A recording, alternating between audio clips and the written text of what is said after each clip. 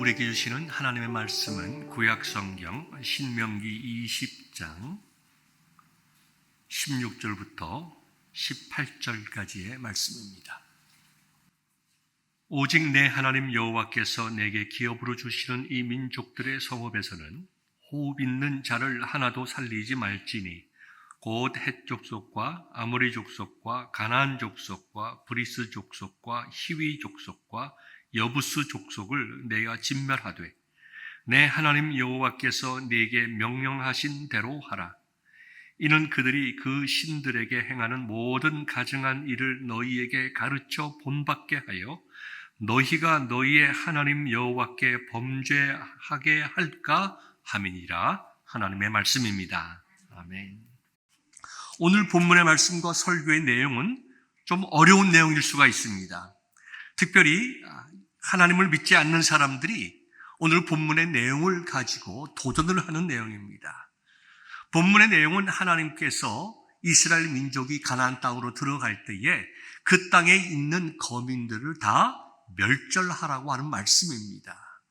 성경 여러 군데에 나와 있는데요.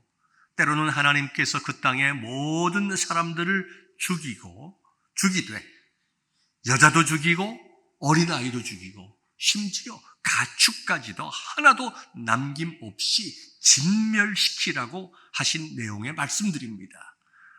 이렇게 도전합니다. 당신들이 믿는 하나님이 사랑의 하나님이라면서 그런데 어떻게 죄 없는 가나안 사람들을 죽이라고 그러시는가? 그것도 여성들도 죽이라고 그러고 지금 현대에서 전쟁하더라도 여성들과 어린아이들은 죽이지 않는데 민간인들도 죽이지 않는데 폭격을 하더라도 민간은 폭격하지 않는데 어떻게 사랑의 하나님께서 은혜가 충만한 하나님께서 여자들도 죽이고 아이들도까지 죽이되 한 사람도 남김없이 그냥 완전히 진멸하라고 하시냐? 짐승이 무슨 죄가 있기에 짐승까지 죽이라고 하느냐? 그런 하나님이라고 하면 나는 믿지 않겠다. 왜 그런 하나님을 믿어야 되느냐? 라고 많은 사람들이 여러분들에게 도전할 수가 있습니다. 여러분들은 어떤 답변을 가지고 계십니까? 오늘 저와 함께 우리가 이 문제를 해결할 수 있기를 바랍니다. 우리는 이와 같은 질문을 받을 때에 참으로 많은 분들이 잘못된 두 가지 전제를 가지고 질문한다고 생각합니다. 첫 번째는 가나안 사람들은 죄가 없고 그들이 고통을 당하고 진멸당할 이유가 없는 참으로 깨끗하고 순진무구하고 정말 정직하고 바른 삶을 살아가는 사람들인가? 전쟁을 미워하고 다른 민족들을 침략하지 않는 그러한 평화를 사랑하는 민족이었는가? 아니라는 것입니다. 두 번째, 하나님은 이스라엘 민족만을 위하여 다른 민족들을 다 멸절시키는가? 이스라엘 민족들은 완전하고 하나님으로부터 벌받을 만한 일을 한 적이 없어서 하나님께서 그 민족을 보호하시는가? 아니라는 것입니다. 잘못된 전제로부터 시작하기 때문에 우리는 잘못된 결과를 가져오게 됩니다. 하나님께서 가나안 땅에 있는 그 많은 민족들을 멸절하라고 하신 데에는 크게 두 가지 이유가 있습니다. 여러 가지 많은 말씀을 드릴 수 있지만 아주 간단하고 짧게 여러분들에게 말씀을 드리고자 합니다. 첫째, 하나님의 공의는 모든 나라, 모든 민족에게 동일하게 적용된다는 것입니다. 처음 전제에서 말씀드렸듯이 많은 사람들은 가나안 사람들은 정직하고 의롭고 다른 사람들을 공격하지 않는 그런 사람이라고 생각하는데 전혀 그렇지 않습니다. 가나안 민족이 어떤 민족이었냐 하면 정말로 악한 사람들이었어요. 어느 정도 악했냐 하면 레위기 18장에 보면 그들의 죄악들을 기억하고 있는데요. 일반적인 죄뿐만 아니라 근친상간, 간음, 동성연애, 더 나아가서 짐승과 교합하는 수관까지 온갖 인간이 할 수 있는 타락된 모습들이 가난한 사람들의 삶이었다는 것입니다. 특별히 제가 많이 동성연애에 대해서 정말 이렇게 얼마나 잘못된 것인가를 주장하는 이유 중에 하나가 동성연애라고 하는 것은 하나님의 법에 근본적으로 대적하고 하나님의 말씀에 근본적으로 대적하는 일들입니다. 성경에 분명히 그 가나안 민족의 악한 일들을 묘사하실 때에 레위기 18장 22절과 20장 13절에서 그들은 동성연애를 하는 악한 사람들이었다. 성경이 그렇게 증거하고 있는 거예요. 우리는 무엇이 진리고 무엇이 비진리인가, 무엇이 죄고 무엇이 죄가 아닌가를 우리의 생각과 판단으로 이야기하는 사람들이 아니라 하나님의 진리의 말씀으로 하나님의 말씀이 무엇이라고 하는가를 근거로 해서 이것이 죄인가 아닌가를 이해하고 선포하는 사람들입니다. 그 사람들이 하나님을 믿는 사람들이고 하나님의 말씀을 따라가는 사람들이에요.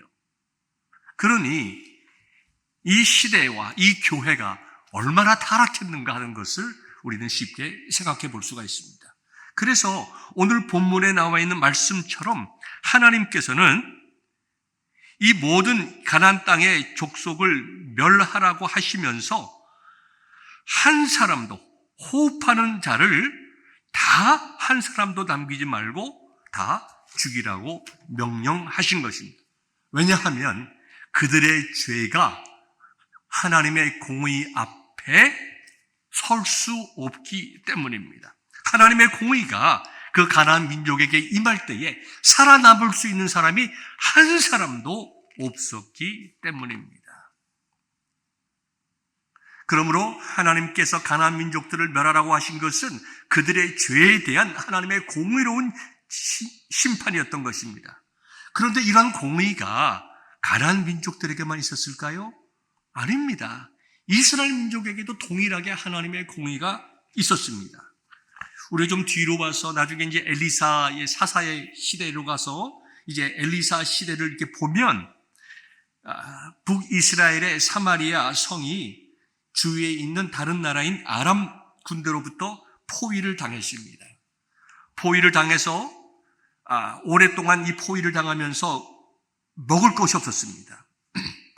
분명히 하나님께서 먹지 말라고 한 부정한 짐승인 나귀 머리 하나가 먹을 게 없어서 부정한 짐승이라고 여겼던 나귀 머리 하나가 노동자들이 1년 정도 일해야 살 수 있는 가격으로 팔렸다 이거죠. 얼마나 먹을 것이 없었으면 그 부정한 짐승 나귀 머리 하나가 노동자들이 1년 동안 일해야 살 수 있는 가격으로 치솟았다는 얘기입니다. 그뿐만 아닙니다. 그 시대의 사람들이 먹을 게 없어가지고 비둘기똥을 먹었습니다. 비둘기똥을 그냥 먹은 것이 아니라 비둘기똥을 돈 주고 사서 먹을 정도로 온 민족이 나라의 백성들이 굶주렸습니다. 그뿐만 아닙니다. 예레미야 애가서 4장 10절을 보면 사람들이 자기 자식을 잡아 삶아 먹었다. 왜 그랬을까요? 하나님의 공의로운 징계가 그들 속에 있었기 때문입니다. 하나님께서 가나안 민족을 진멸하라고 하신 것과 동일한 하나님의 진노와 징계가 하나님께서 택하신 이스라엘 민족에게도 동일하게 있었다는 것입니다. 가나안 민족들이 우상을 숭배하고 더러운 일을 행해서 하나님 앞에 멸망을 받은 것처럼 이스라엘 민족들도 하나님을 버리고 우상을 숭배하며 거룩한 삶을 살지 아니했을 때에 하나님께서는 조금도 그들을 특별하게 생각하지 아니하시고 공의롭게 정말 사람이 사람을 삶아먹을 정도의 고통의 징벌을 이스라엘 민족에게도 주셨다는 것입니다. 사람들은 이렇게 말합니다. 구약의 하나님은 두려운 하나님, 진노의 하나님, 공의의 하나님이시고 신약의 하나님은 사랑의 하나님, 용서의 하나님, 은혜의 하나님이다. 여러분, 이 말은 맞는 것 같지만 전혀 맞지 않습니다. 이러한 이분법적인 생각으로부터 초대교회로부터 시작을 해서 많은 이단들이 나왔습니다. 구약의 하나님과 신약의 하나님은 다른 하나님이 아닙니다. 동일하신 한 분 하나님이십니다. 하나님은 공의의 하나님이시며 동시에 은혜의 하나님이십니다. 하나님께서는 진노의 하나님이시며 동시에 사랑의 하나님이십니다. 하나님께서는 더럽고 가증한 것을 보지 못하시며 동시에 오래 참으시며 기다리시는 하나님이십니다. 이스라엘 민족이건 세상의 민족이건 하나님께서는 때로는 이스라엘 민족을 통해서 악한 주변의 민족들을 징벌하시고 때에 따라서는 이방 민족들을 사용해서 이스라엘 민족들을 공의롭게 징벌하시는 하나님은 공의의 하나님이시다. 우리가 이것을 생각할 때에 하나님께서 가나안 땅의 민족들을 멸절하라고 하신 그것은 우리가 편견을 가지고 볼 것이 아니라 누구든지 어느 나라 어느 민족이든지 하나님 앞에 범죄한 자들은 공의로운 하나님의 진노를 피할 수 없다는 성경의 진리를 우리가 깨닫게 되는 것입니다. 그뿐만 아닙니다. 이스라엘 민족이나 가나안 민족이 아니라 모든 이 땅의 죄인들을 향한 공의로운 하나님의 징벌이 어디에서 우리는 찾아볼 수가 있습니까? 바로 예수 그리스도의 십자가를 통해서 찾아볼 수가 있습니다. 하나님께서 우리에게 은혜를 베푸시고자, 우리를 구원하시고자, 우리를 살리시고자, 우리를 다시 한번 거룩하게 하시고자 이 땅의 모든 죄인들이 지은 죄의 공의로운 진노와 형벌을 우리가 다 받고 갚을 수가 없어서 하나님께서 인간의 모습으로 그것을 받으셨다는 것입니다. 이것이 우리가 분명히 깨달아야 할 하나님의 공의의 내용이 되는 것입니다. 두 번째는 하나님께서 가나안 민족을 멸하시라고 하신 것은 회복하게 하시기 위함입니다. 거룩한 땅으로 회복하고 진리의 땅으로 회복하고 하나님의 은혜와 사랑이 넘치는 땅으로 회복하게 하시기 위해서 가나안 땅을 진멸하라고 하셨습니다. 여러분, 이스라엘 민족들이 가나안 땅에 들어갔을 때에 하나님께서 그들이 어떠한 삶을 살 것인가 하는 것을 모르셨겠습니까?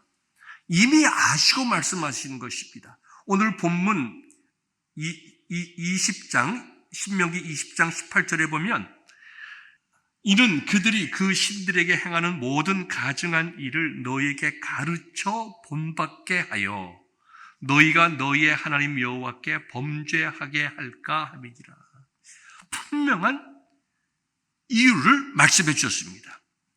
이스라엘 민족이 가나안 땅에 들어가서 그 땅의 거주민들을 완전하게 멸하지 아니하면 그 가나안 땅의 민족들이 자신들이 섬기는 우상을 이스라엘 민족들로 섬기게 하기 위해서 가르치고 또 그런 것을 본받게 한다. 그렇기 때문에 그것은 하나님 앞에 범죄하는 일이기에 반드시 가나안 땅의 모든 것들을 진멸해야 된다라고 말씀하시는 것입니다. 여러분, 이스라엘 민족들이 광야에서 40년 동안 있었습니다. 40년은 참 긴 것 같죠. 우리의 인생을 생각해서 보면 40년이 참 길기도 하고 짧기도 합니다. 그러나 하나님께서 이스라엘 민족들을 40년 동안 광야에 있게 하신 것은 430년 동안에 이스라엘 민족이 애굽에 살면서 그들의 삶 속에 정말 뼛속까지 스며들어간 이방 문화를 버리고 하나님의 거룩한 민족으로 살아가게 하시기 위함입니다.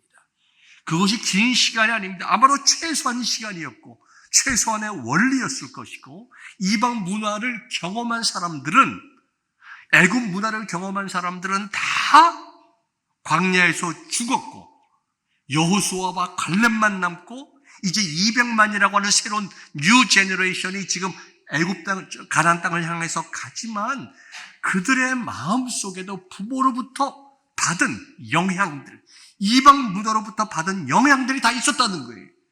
그래서 그들이 가나안 땅에 이대로 들어가면 가나안 땅의 문화에 톡 빠지게 되니까 하나님께서 그들의 문화를 완전히 정리하라고 하신 것입니다. 저희가 이제 중남미 선교를 하고 있는데요. 중남미는 스페인이나 포르투갈의 지배를 굉장히 오래 받았습니다. 몇백 년씩 받은 나라들이 거의 대부분입니다. 그래서 참으로 신기한 것은요, 저희가 이제 니카라구아나 아니면 과테말라나 이런 데 가서 보면 그분들의 그 소원 중에 하나가 자기 평생에 자기 어머니의 나라 스페인을 방문하는 거예요. 우리는 일본으로부터 36년간 식민지 생활했습니다. 우리 특별히 저희 세대는 분노가 굉장히 많이 있습니다.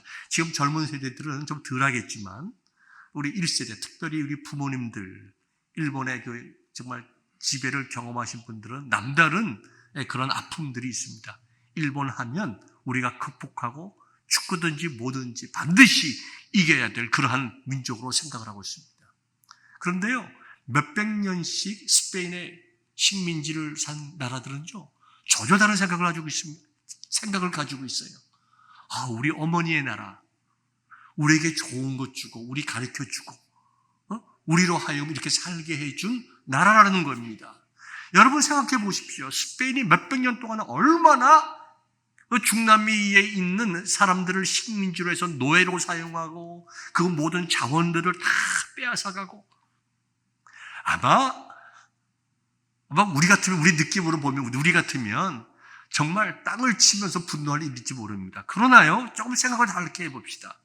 만약에 니카라구아나 무슨 과테말라나 아니면 무슨 코스타리카나 이런 나라들이 스페인이나 아니면 포르투갈이나 이런 나라들에게, 네덜란드나 이런 나라들에게 한 3, 40년 식민지 생활했다고 하면 그들도 우리처럼 우리가 일본에 분노하듯이 아주 분노할 수 있었을지 모르겠습니다.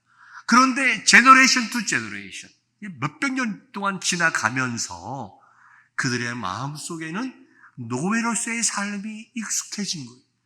노예로서의 삶이 익숙하고 시키는 대로 하는 데에 익숙하고, 스페인은 위대한 나라고 우리는 정말 가난하고 불쌍한 민족이고 우리는 당연히 이렇게 살아야 되는 나라고, 그와 같은 것들이 그들의 심령 속에 뼛속까지 흐르는 거예요. 그래서 분노하지 않습니다. 고맙게 생각합니다. 어머니 나라라고 생각합니다. 한편으로 답답하기도 하면서도 분노하지 않고 미워하지 않고 살아가니 참 다행이다. 이게 우리가 이스라엘 민족에게 이걸 한번 대입시켜 보십시다. 이스라엘 민족이 광야를 지나갈 때에 먼저 홍해를 지나갔죠. 만나와 메추라기를 먹었죠. 불기둥과 구름기둥으로 다 인도함을 받았죠. 우리가 생각할 때에 가나안 땅에 들어가서 이방 문화의 영향을 받지 않을 것 같지만, 여러분 하나만 예를 들어볼까요? 모세가 시내산에 40일 동안 올라가 있었습니다. 하나님의 말씀을 듣기 위해서죠. 십계명도 받았습니다. 그 40일 모세가 없는 동안에 산 아래서 어떤 일이 있었나요? 모세가 올라가기 전과 40일 동안에 땅 아래에는 아무런 변화가 없습니다. 그런데 그들은 벌써 하나님을 배반하고 금송아지를 만들고 430년 동안 식민지 생활했던 애굽 생활을 동경해서 그들의 문화와 우상 숭배하는 그 방식 그대로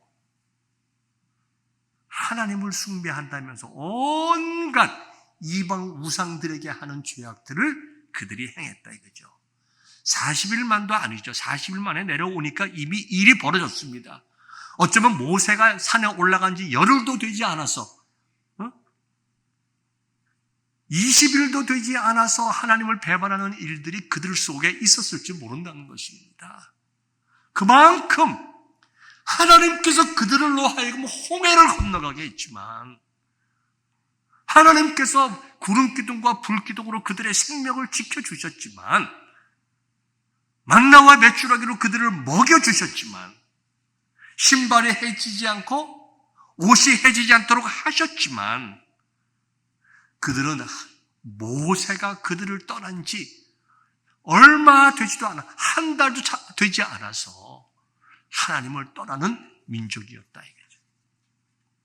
그러니 하나님께서는 그 땅을 징벌하고 깨끗하게 회복시키지 아니하면 이스라엘 민족들이 어떠한 삶을 살아갈지를 아시고 모세에게 명령하시고 여호수아에게 명령하셨던 것입니다.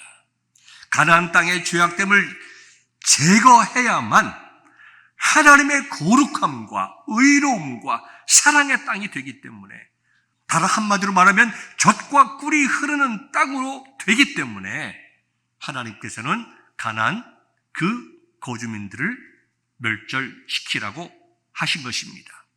여러분들을 가나안 땅이 젖과 꿀이 흐르는 땅으로 생각하시지만 가나안 땅이 과연 젖과 꿀이 흐르는 땅입니까? 여러분의 생각 속에서 젖과 꿀이 흐르는 땅은 어떤 땅일까요? 현대로 말하면 파라다이스죠. 저기 멕시코의 칸쿤이나 카리비아 해안에 있는 여러 나라들이나 아니면 파리나 스페인이나 멋진 나라에 가서 시원한 곳에서 음악을 들으면서 파도 소리를 들으면서 파라다이스를 즐기는 그런 땅이 젖과 꿀이 흐르는 땅입니까? 여러분들의 뱅크 어카운트에 돈이 넉넉하고 근심 걱정이 하나도 없고 자식들은 잘 되고 사업도 잘 되고, 야, 이제 살만하다. 한 200살 살았으면 좋겠다. 그게 젖과 꿀이 흐르는 삶을 살아가는 것입니까? 아닙니다.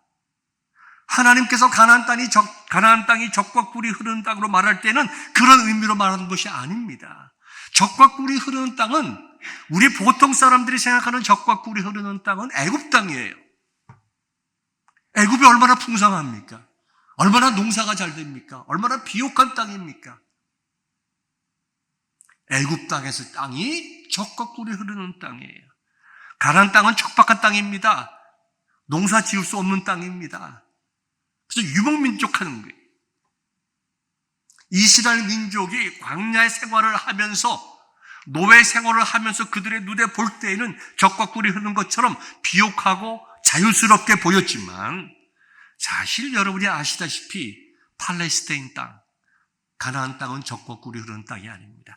하나님께서 젖과 꿀이 흐르는 땅이라고 말씀하신 이유는 하나님의 명령에 순종할 때에 레위기의 말씀처럼 하나님께서 이스라엘 백성들을 구원하셔서 거룩하게 하시고 하나님 앞에 예배할 수 있도록 만드시고 그들이 하나님 앞에 예배하는 삶을 살아갈 때에 주실 은혜와 능력이, 위로와 평강이, 그 영적인 기쁨과 즐거움이, 그것으로 인해서 그들의 삶이 평안케 됨이 젖과 꿀이 흐르는 땅이지, 세상적인 관점으로 봤을 때에 젖과 꿀이 흐르는 땅이 가나안 땅이 아니라는 것입니다.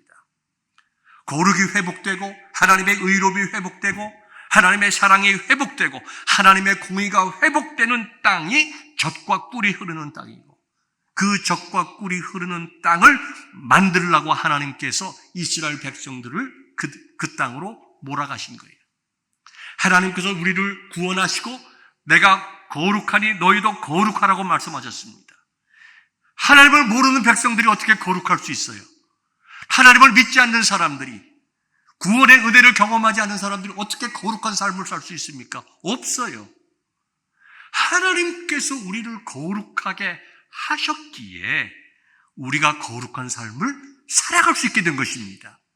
하나님께서 가나안 땅을 우리에게 주시고 너희가 그 땅에 들어가서 우상을 숭배하지 아니하고 너희들이 조상들이 살았던 방법으로 살지 아니하고 내가 너희에게 준 명령과 규례를 지키고 하나님만을 경외하며 믿음의 삶을 살아가게 될 때에 그 땅이 젖과 꿀이 흐르는 땅이 될 것이라고 하신 말씀이에요.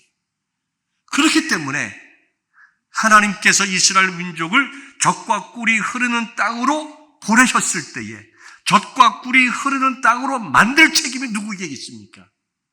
그것은 이스라엘 민족에게 있는 거예요. 그 땅에 들어가서 그들 민족들을 다 없애버리면 자동적으로 모든 풍성함을 누리는 것이 아니라 가나안 땅에 있는 사람들이 가졌던 그 모든 악하고 더러운 것들을 완전하게 없애지 아니하고는 결코 그들은 젖과 꿀이 흐르는 땅을 경험할 수 없는 것이에요. 하나님께서 이스라엘 민족들을 사랑하시고 그들로 하여금 정말 그들의 조상들과 같은 삶을 살지 않도록 하시기 위해서 가나안 땅을 회복하게 하시고 하나님 앞에서 은혜와 복, 거룩과 진리의 삶을 살아가는 젖과 꿀이 흐르는 땅을 경험케 하시기를 원하셔서 그 땅을 회복시키라고 가나안 민족들을 멸하라고 하신 것입니다. 마지막 세 번째입니다. 저와 여러분들 오늘 이 시간 말씀을 통해서 반드시 깨달아야 할 것이 있는데요. 우리가 살아가고 있는 이 땅이 가나안 땅입니다. 이 땅이 젖과 꿀이 흐르는 땅입니까? 아닙니다. 이 땅은 정말 그 시대에 가나안 사람들이 살았던 그 시대보다 더 악한 시대를 우리가 살아가고 있습니다. 레위기의 말씀과 같이 하나님께서 가나안 땅에 죄악을 말씀하시면서 동성연애의 죄악을 특별히 찝어서 말씀하셨어요. 그 시대나 이 시대나 동일합니다. 이 시대가 더 악한 것이 이제는 교회가 목사들이 동성연애를 하면서 세례를 베풀고 성찬식을 하는 거예요.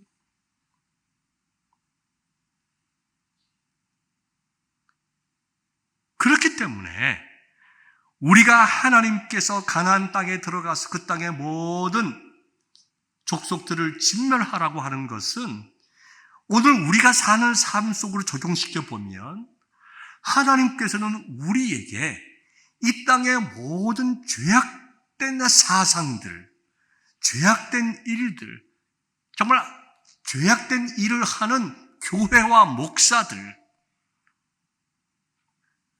가볍게 보지 말고 그것을 제거하기 위해서 영적인 전쟁을 해나가라는 것입니다. 하나님께서 이스라엘 민족을 부르셨다는 것은 하나님께서 나를 부르신 거예요. 이스라엘 민족을 부르고 나는 상관이 없는 것이 아닙니다. 하나님께서 모세를 선택한 것은 하나님께서 나를 선택하신 거예요. 하나님께서 여호수아를 선택하시고 여호수아를 통해서 가나안 땅에 들어가서 그 땅을 진멸하라고 하신 것은 하나님께서 나를 선택하시고 우리의 가정으로 하여금 이 정말 가나안 시대의 악한 것보다 더 악한 이 시대의 죄악된 문화 속에서 하나님의 복음을 들고 이 땅에 하나님의 나라를 확장시켜 나가라는 것입니다. 여호수아가 이스라엘 민족들을 데리고 그 땅에 들어가서 그 땅을 정복해 나가는 것은 예수님의 말씀과 같이 우리가 하나님의 나라를 확장시켜 나가는 거예요. 하나님의 나라와 의를 구해 나가는 것입니다. 그것이 오늘을 살아갈 때에 내 삶 속에서 내가 모세이고 내가 여호수아이고 내가 살아가는 이 땅이 가나안 땅이고 내가 정복하고 물리쳐야 할 그 모든 가나안 땅의 그 죄악들이 이 시대에 있는 죄악들이라고 하는 것을 우리가 깨닫게 될 때에 우리는 하나님 앞에서 내가 어떻게 살아가야 할 것인가를 분명하게 깨달을 수가 있습니다. 저와 여러분들은 하나님께서 부르셨어요. 이스라엘 민족을 부르셨듯이 모세와 여호수아를 부르셨듯이 저와 여러분들을 부르셔서 주 예수 십자가의 은혜로 이 땅을 정복하라는 거예요. 이 정복이라는 개념이 단순하게 다른 사람을 물리치고 남의 것을 빼앗는 것이 아니라 영적으로 사람들을 살리라는 것입니다. 죽은 영혼들을 살려내라는 것이죠. 죄의 문화를 거룩한 문화로 바꾸라는 것입니다. 세상을 구원하라고 하는 것입니다. 이제 말씀을 맺도록 하겠습니다. 우리 지난 시간에 말씀을 나눈 것과 같이 우리의 인생 속에 하나님께서 나와 함께 하신 그 분명하고도 확실한 간직이 있는가? 그 징표가 있는가? 그것은요, 저와 여러분들이 이 땅을 살아나가면서 내가 영적 전쟁에서 승리한 경험이 있는가? 이것과 동일한 말씀입니다. 내가 먼저 하나님 앞에서 회복되고 내가 먼저 거룩해짐으로 말미암아 내 가정을 거룩하게 만들고 내 자녀들을 거룩하게 만들고 내 교회를 부흥시켜 나가고 내가 서 있는 장소에서 죄악된 것과 싸워서 승리할 때에 곧 그 현장이 여호수아가 이스라엘 민족과 함께 가나안 민족을 멸절한 그 현장과 동일한 현장이 되는 것이고, 이스라엘 민족이 이방의 우상을 따라서 살아가다가 하나님께 진노를 받는 것은 내가 오늘을 살아가면서 하나님 말씀에서 벗어나서 거룩하게 살아가지 못하고 세상적인 것들과 타협해서 살아가면서 받는 징벌과 동일하다는 것입니다. 사랑하는 성도 여러분, 우리가 회복됩시다. 우리 한 사람 한 사람이 하나님 앞에 거룩해질 수 있기를 바랍니다. 내 가정을 위해서, 내 자녀를 위해서, 내가 섬기는 교회를 위해서 내가 하나님 앞에서 없애야 할 죄악된 일들이 무엇인가 기억합시다. 우리는 그것들을 알고 있습니다. 우리의 연약함이라고 외면하지 말고, 다른 사람도 다 그렇시라고 나를 정당화시키지 말고, 어쩔 수 없다는 말로 하나님을 뜨겁게 사랑하지 못하는 나를 보호하지 말고, 정말 여호수아가 제사장들과 함께 철철 흘러 넘치는 가나안 땅에 발을 디딘 것과 같이 우리가 한번 믿음을 가지고 내가 서 있는 삶의 현장 속에서 내가 거룩해짐으로 내 가정을 거룩하게 만들고 자녀들을 거룩하게 만들고 믿음으로 정말 내가 한번 승리해 보겠다. 내가 내 자녀들에게 유언할 때에 하나님께서 우리와 이렇게 함께 하셨다. 이와 같은 아름다운 간증들이 저와 여러분들의 삶 속에 쌓여진다면 얼마나 기쁘고 좋겠습니까? 우리의 자녀들이 우리들의 삶을 얼마나 자랑스럽게 생각하겠어요? 얼마나 기쁘고 감사드립니까?